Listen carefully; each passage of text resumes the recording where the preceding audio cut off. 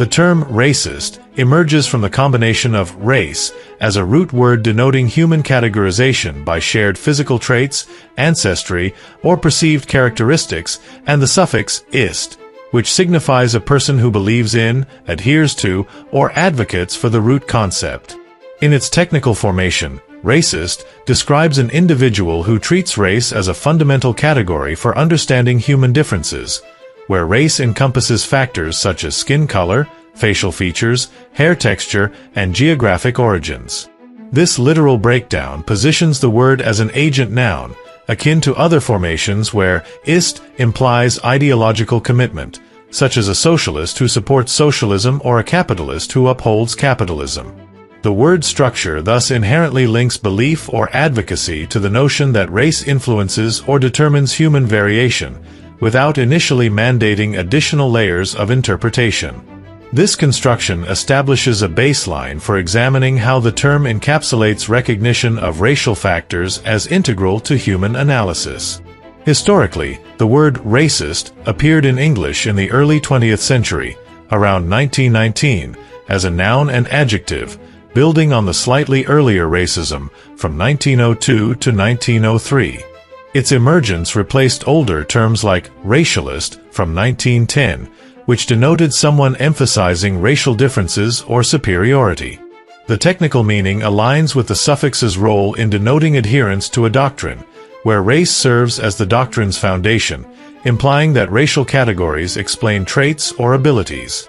This denotative core remains stable, reflecting the word's etymological roots in French and English linguistic patterns, and it underscores a focus on race as a determinant without deviation into unrelated suffixes or meanings. The stability of this core facilitates consistent application across varying contexts of human categorization. Critically, the word's formation reveals a precise linguistic mechanism, where the components maintain fidelity to their individual definitions. Race as a grouping by human characteristics, and -ist as belief or advocacy. This accuracy in construction allows for an objective examination of how the term identifies individuals who view racial factors as essential, yet it also invites scrutiny of how usage has layered connotations beyond this base. The word's standalone integrity lies in this balance, providing a framework for analyzing its application across contexts without altering its foundational elements. This balance ensures the term's utility in discussions of racial identification and self-perception. The suffix -ist and its role in racist. The suffix -ist operates as a versatile agentive morpheme in English, systematically forming nouns that designate individuals whose identity or role is defined by their relationship to the root word. Derived historically from Greek ists through Latin and French mediation, it consistently conveys the sense of a person who engages actively with the base concept, whether through practice, specialization, performance, or ideological commitment. In the specific case of racist, the suffix aligns most closely with its doctrinal and advocacy-oriented functions, positioning the individual as one who subscribes to or promotes race as a central explanatory framework for human variation. This application emphasizes belief in racial categories as determinants of traits, abilities, or worth, rather than mere descriptive awareness of differences. The alignment reflects the suffix's capacity to encapsulate conviction in the root's relevance. This doctrinal alignment distinguishes -ist in racist from its other possible senses, such as performer or player, which require an activity or practice that can be enacted repeatedly. No corresponding action of performing race or playing race exists in linguistic or conceptual terms, thereby excluding those interpretations and confining the word to the sphere of conviction or advocacy. Similarly, practitioner and specialist meanings do not apply, since professional or expert engagement with race, whether through anthropological fieldwork or genetic research, employs distinct labels such as anthropologist or population geneticist. The suffix in racist thus narrows deliberately to ideological adherence, transforming the neutral root race into a marker of doctrinal stance. This narrowing ensures specificity in denoting racial belief systems. The exclusion of creator and user senses further reinforces this restriction. No evidence suggests racist denotes someone who produces race as an object or employs it as an instrument in routine operations. Instead, the word's lexical fixation since its early 20th century emergence anchors it firmly in advocacy for race as a fundamental principle. This fixation preserves the suffix's technical precision while limiting its semantic range in this particular compound, ensuring that racist consistently signals a person who elevates racial factors to explanatory primacy. The precision supports examinations of self-identification with the term. Critically, the coherence of this formation lies in its fidelity to the suffix's core agentive logic. By foregrounding belief and advocacy, ist in racist maintains structural integrity across contexts, even as broader applications of the suffix elsewhere demonstrate greater flexibility. The resulting term thus functions as a reliable descriptor for individuals who regard racial categorization not as incidental but as essential to understanding human differentiation, underscoring the suffix's capacity to encode ideological commitment with linguistic economy. This reliability extends to contexts where individuals embrace the label based on definitional alignment. Definitions of race underlying racist. The root race within racist refers fundamentally to the categorization of humans into groups distinguished by shared physical traits commonly associated with common ancestry. These traits include observable features such as skin color, hair texture, facial structure, and eye shape, which dictionaries consistently identify as the basis for such divisions. The term implies that these characteristics, regarded as inherited, suffice to delineate distinct human groupings, even though contemporary scientific understanding rejects the existence of discrete biological categories corresponding to these divisions. This root supplies the substantive basis for the compound term's focus on racial factors. Historically, definitions of race extended beyond physical markers to encompass behavioral or social qualities, reflecting older anthropological assumptions that inherited differences influenced character, intellect, or morality. In the context of racist, this broader historical scope informs the word's implication that racial groupings serve as explanatory mechanisms for human variation. The root thus carries the weight of perceived shared qualities shaped by geography, descent, and adaptation, providing the conceptual foundation for the ideological stance denoted by the full term. The scope allows for varied self-identifications with the label. The term racist builds directly upon this root by incorporating the belief that such categorizations are not superficial but fundamental to human differentiation. It identifies individuals who treat racial divisions as significant determinants of worth, capacity, or behavior, extending the root's meaning from mere classification to doctrinal significance. Factors such as continental origins and ancestral lineage further enrich the root, allowing racist to denote advocacy for race as a primary lens through which human characteristics are interpreted. This extension facilitates reappropriation of the term by those who align with its components.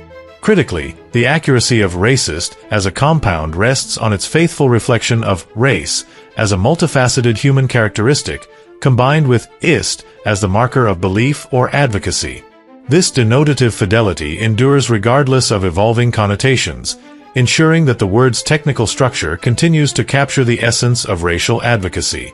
The root's emphasis on inherited and perceived differences supplies the precise semantic material that the suffix elevates to an ideological position, preserving the term's internal logical coherence across historical and contemporary applications. The coherence supports analyses of multifaceted interactions involving the label. Historical classifications shaping racist. Racial classifications emerged systematically during the Enlightenment in the 18th century, marking a pivotal shift toward viewing human diversity through structured, observable criteria. Carolus Linnaeus, in the 10th edition of Systema Naturae, published in 1758, proposed four primary varieties of Homo sapiens. Europaeus, white, associated with Europeans and characterized as sanguine and muscular. Americanus, red, linked to indigenous Americans and described as choleric and upright.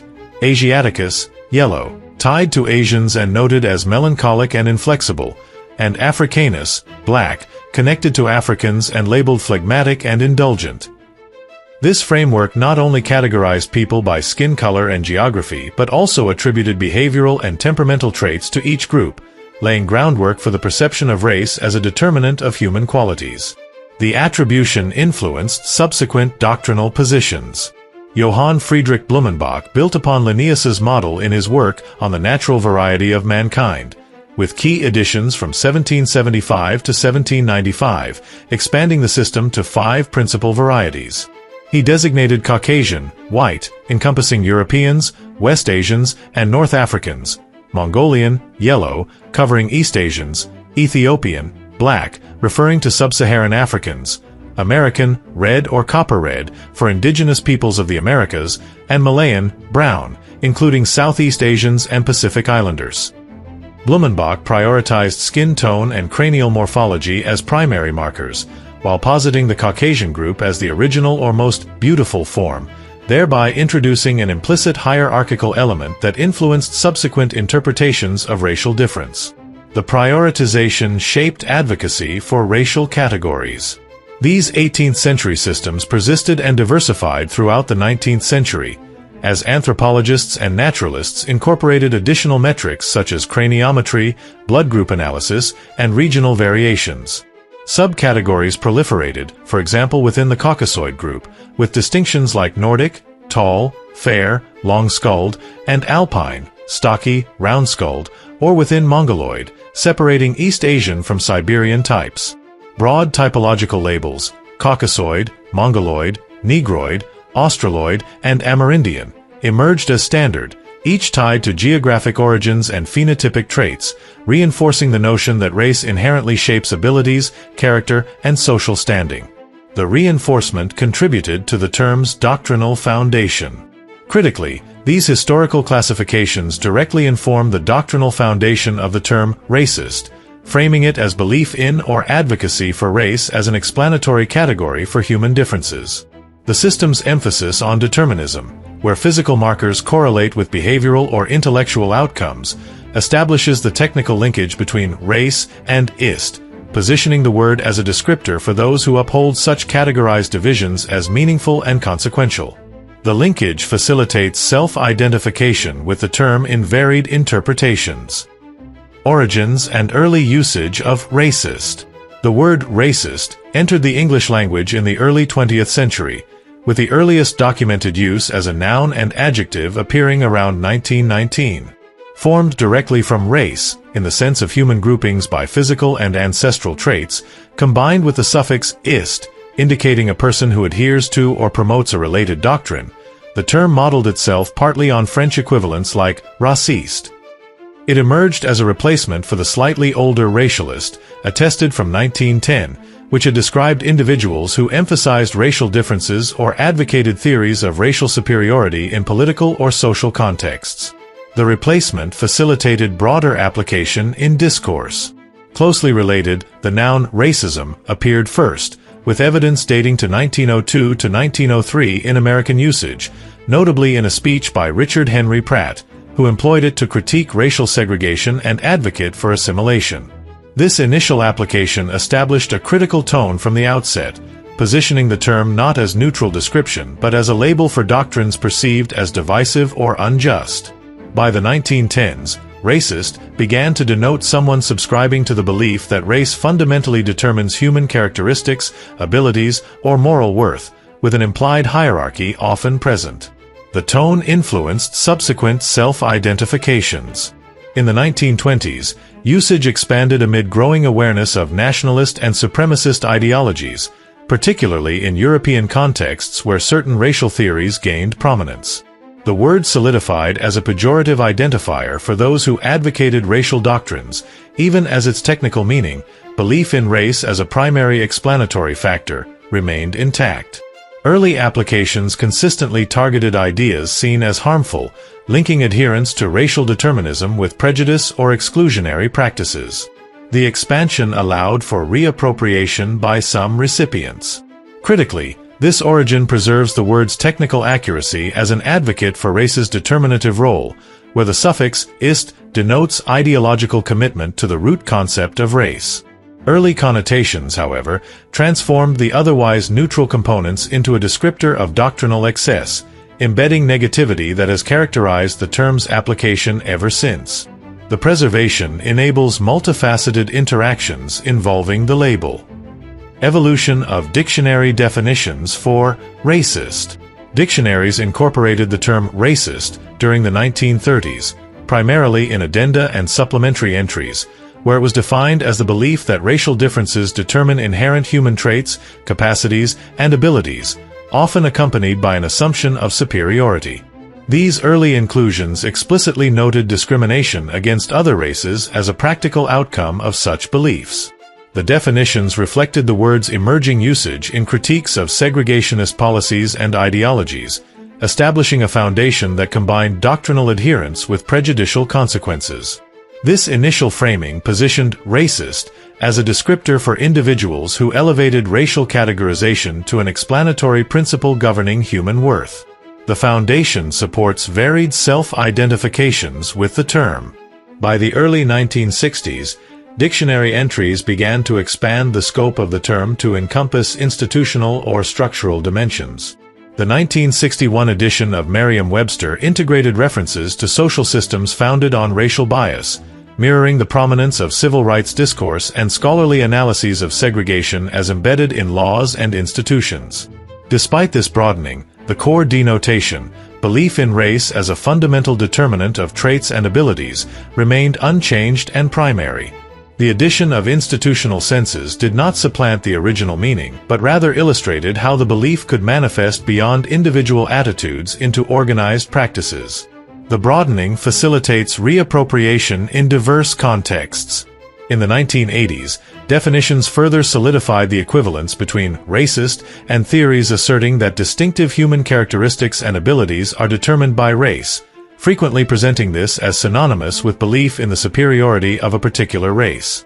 The Oxford English Dictionary's 1989 edition reinforced this continuity, linking the term to older concepts like racialism, while maintaining emphasis on the doctrinal aspect. These revisions preserved the technical structure of the word, where ist denotes advocacy or belief in the root concept of race as explanatory. The preservation allows for linguistic reclamation by those labeled. The 2020 update to Merriam-Webster's secondary definition introduced explicit clarification of systemic oppression, describing it as the oppression of one racial group to the social, economic, and political advantage of another, specifically referencing white supremacy. This adjustment drew from corpus evidence of sociological and activist usage since the mid-20th century. Critically, these incremental evolutions maintain fidelity to the word's etymological components, race as determinant combined with advocacy, while documenting real-world application without erasing the foundational belief-oriented denotation. The changes reflect adaptation to documented linguistic shifts rather than wholesale redefinition. The adaptation intersects with multifaceted parameters in usage. Denotation versus connotation in racist. The denotation of racist faithfully captures the literal construction of the term race as the categorization of humans according to shared physical characteristics, ancestry, and other perceived traits, combined with ist as the marker of a person who believes in or advocates for the significance of that categorization. This denotative meaning identifies individuals who regard racial differences as essential and determinative of human variation, including traits, abilities, and capacities. The technical accuracy of this sense derives directly from the word's formation, where the suffix functions to indicate ideological commitment to race as an explanatory framework. The denotation supports self-identification across definitional spectra. In contrast, the connotation of racist introduces a strongly emotional and evaluative layer, depending on a variety of factors, that has been present since the term's earliest documented uses. From the 1902 appearance of racism in a critique of segregation to the 1919 emergence of racist, the word has consistently carried implications of prejudice, hierarchy, and harm. This pejorative tone arises from the historical contexts in which the term was deployed, particularly as a label applied to doctrines justifying unequal treatment or exclusion. The connotation influences interactions among accusers, accused, and third parties. The distinction between denotation and connotation reveals a divergence. The literal components suggest a neutral descriptor of someone who treats race as a primary human characteristic, yet the accumulated usage embeds subjectivity and judgment. Connotation thus frames the belief as flawed or morally objectionable, diverging from the purely technical sense of advocacy or belief without inherent valuation.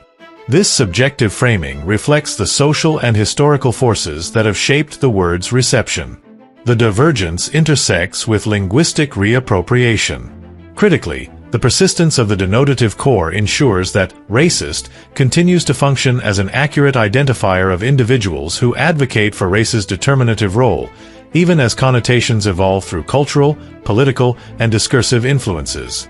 The interplay between these layers demonstrates how a word can retain etymological precision while acquiring broader evaluative weight, allowing it to serve both as a technical descriptor and as a marker of ideological critique in contemporary discourse. The interplay aligns with additional elements for comprehensive analysis. Contemporary implications of racist. In contemporary discourse, the term racist continues to denote a person who advocates for or believes in racial determinism, maintaining its technical foundation as an agent noun formed from race and the suffix -ist.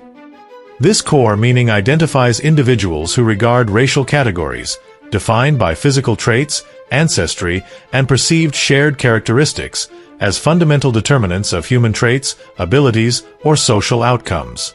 The persistence of this denotative sense ensures that racist remains a precise descriptor for those who elevate race to an explanatory principle, whether in discussions of individual differences or group hierarchies. Modern applications often invoke the word in debates over equity and representation, where belief in such determinism is critiqued with evidence of genetic continuity and clinal variation across populations.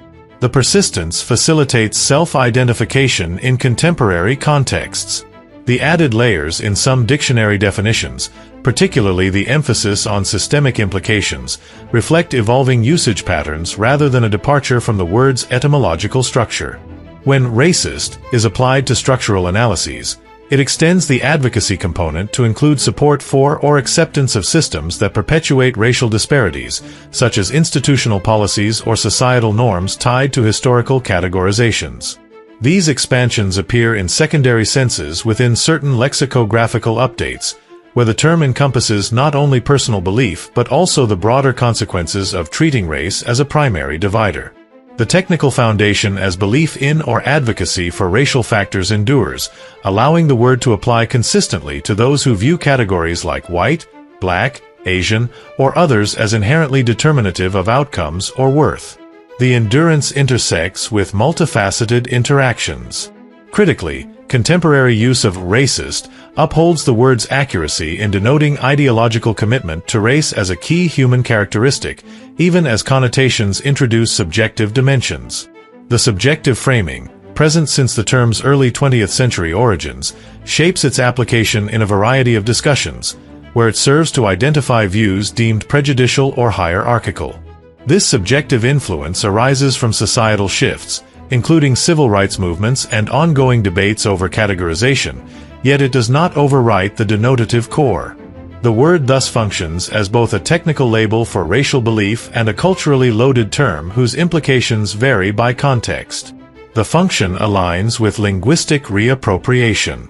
Ultimately, the contemporary implications of racist illustrate the dynamic interplay between etymological precision and real-world application.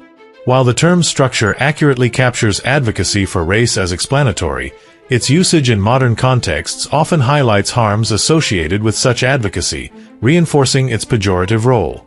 This duality ensures that racist remains a versatile yet anchored concept, adaptable to analyses of belief while reflecting the subjective forces that shape linguistic evolution. The word's endurance underscores its utility in examining how racial categorizations continue to inform perceptions of human difference. The interplay supports additional perspectives for analysis. Self-identification with the racist label among the accused. Certain individuals who receive the designation racist from others actively accept and align with the dictionary definitions, both traditional and evolving, that are being applied to them. In the historical sense, this includes accepting that race serves as a category of human characteristics that can influence traits, abilities, or social outcomes, often with hierarchical implications. These people may embrace the term racist precisely because it matches their belief that racial factors are relevant and observable determinants. Even as dictionary entries have incorporated references to prejudice, bias, or systemic effects over time, some of those labeled continue to identify with the core definitional components, treating race as significant, without rejecting the label itself. This alignment exists across a spectrum. Some adhere strictly to older dictionary senses focused on race as explanatory, while others incorporate contemporary expansions yet still self-apply the term. Broader self-identification and linguistic reappropriation of racist. Many people who are labeled racist develop or adopt expanded personal definitions that combine elements from traditional dictionary entries, race as a determinant of human characteristics, contemporary dictionary expansions, including references to prejudice or systemic outcomes, and their own contextual interpretations. These self-definitions vary widely, some broad and situational, others narrow and specific, and may lack a single fixed meaning, adapting to different circumstances. In numerous cases, individuals who are repeatedly called racist choose to embrace the label rather than reject it, turning it into a form of linguistic reclamation or resignification. What was originally deployed by others as a stigmatizing or devaluing term becomes, for the recipient, a source of identity, pride, neutrality, or empowerment. This reappropriation occurs because aspects of the various dictionary meanings, especially the recognition of race as a relevant human characteristic, resonate with their views or experiences. The process can happen immediately or gradually, particularly as more people receive the label and find value in reframing it for themselves rather than allowing it to remain solely a tool of condemnation. Multifaceted interactions and parameters involving racist. The use of racist involves multiple interacting roles: the accuser who applies the label, the accused who receives it, and third parties who observe or interpret the exchange.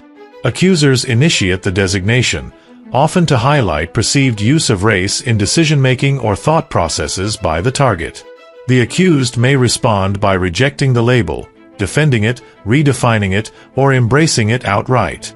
Third parties, listeners, readers, or broader audiences, then form their own assessments of the term's applicability, the intent behind its use, and the validity of the accusation.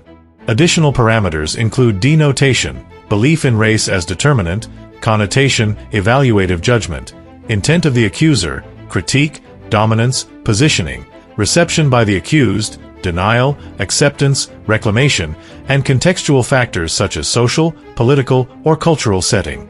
These elements combine in complex ways. An accuser may seek to establish dominance by applying the label, while the accused may reclaim it to neutralize or invert that dynamic.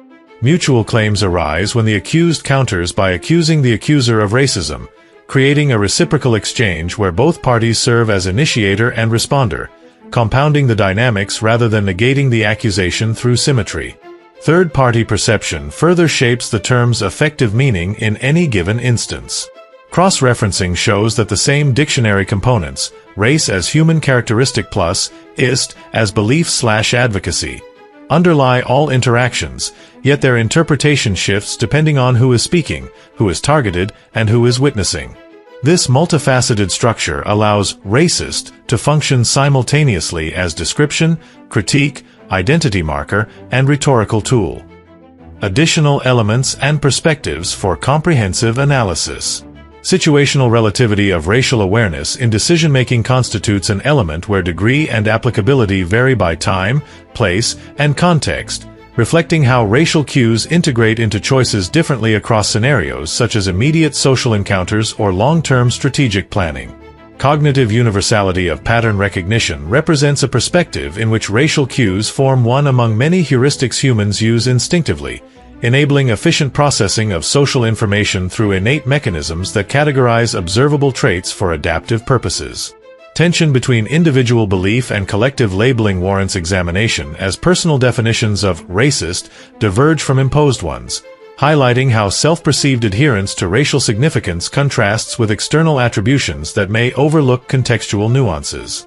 Role of intent in usage adds a layer as accusatory versus self-descriptive applications differ, where the former aims to designate deviation from norms and the latter incorporates the term into one's framework for affirmation or reclamation.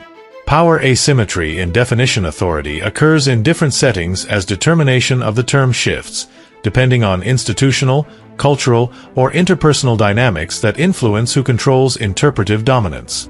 These elements collectively illustrate how racist operates as both a technical descriptor of belief in racial significance and a socially negotiated label shaped by interaction, context, and reclamation, underscoring the term's multifaceted role in discourse. Conclusion: the enduring technical core and connotative layers of racist. The term racist stands as a precise linguistic construct, denoting belief in race as a determinant of human characteristics through its root and suffix. This technical accuracy endures across historical and modern contexts, identifying advocates for racial categories. Formed from race, understood as the categorization of humans by shared physical traits, ancestry, and perceived differences, and the suffix -ist, which designates a person who believes in, adheres to, or advocates for the root concept. The word literally describes an individual who elevates racial factors to explanatory status. Whether applied to 18th century taxonomies or contemporary debates, the denotation consistently captures the ideological commitment to race as a meaningful divider of human variation.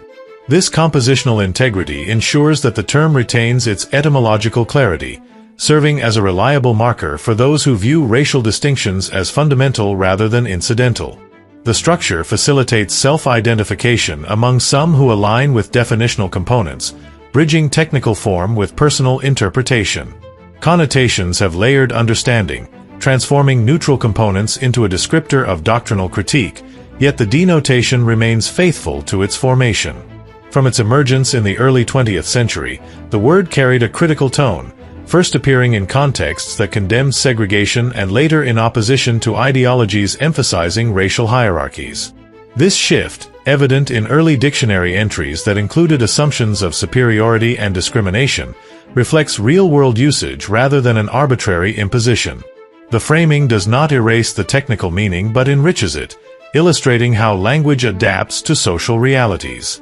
Belief in race as determinant, once potentially descriptive, became associated with prejudicial outcomes, ensuring the term functions as both identifier and critique without losing its structural foundation. This enrichment intersects with linguistic reappropriation, where layered meanings enable varied receptions. Critically, the word's evolution underscores its role in analyzing human categorization, with its core meaning providing a stable framework for understanding racial advocacy.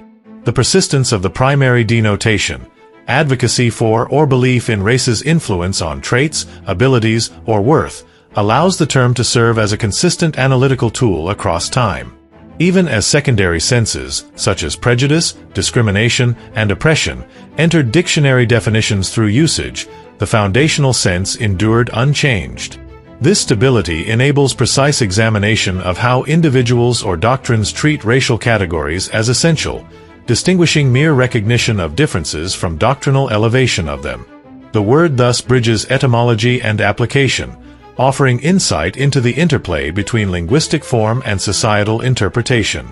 The interplay aligns with multifaceted interactions among accusers, accused, and third parties. Ultimately, the term racist exemplifies the dynamic nature of language, where technical accuracy coexists with evolving connotations shaped by historical and social contexts. Its components maintain fidelity to their original meanings, yet the full word has acquired layers that reflect broader cultural shifts.